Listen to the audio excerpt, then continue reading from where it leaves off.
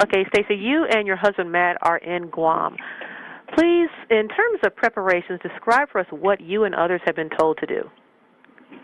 Sure. Well, starting at about almost 5 p.m. today, I got an email notification from a federal government employee who is just a good friend of mine saying, there's a tsunami, that it might be hitting Guam, there's a big earthquake in Japan. So it's basically just the standard precautions, take high ground, don't go to the beaches, just don't go out fishing at night, anything stupid kind of like that.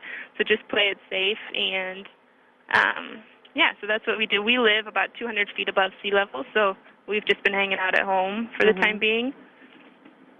Now, you're currently without power. Describe for us your situation.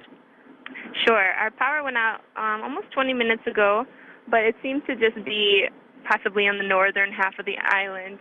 Yeah, I think that, we hopped in the car and we decided to start driving just to see what the island was looking like, what other communities were, I don't know, I guess what their condition was. So we're driving, and every place else seems to have power. But as we're driving, there's police blocking all the roads leading down to the big tourist zone, which is called Tumon Bay. So where all the hotels are located, you can't get down to any of those to actually get near the water, which there's a big slope downwards. So there's an elevation difference down there to where we're actually driving right now, which is kind of near the capital of Agana. So you're driving around. You're not afraid or concerned or nervous? No, we're not. We seem to be kind of under the impression that all is going to be okay. I think maybe the impact that any tsunami did have would hopefully lose power by the time it reached us, but I'm not quite sure about that. So we're not too concerned. I think it'll be all right.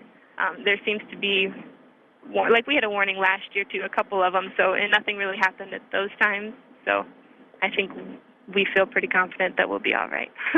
And your husband's a first lieutenant in the Air Force. Does he have to report in just in case the situation does get really bad?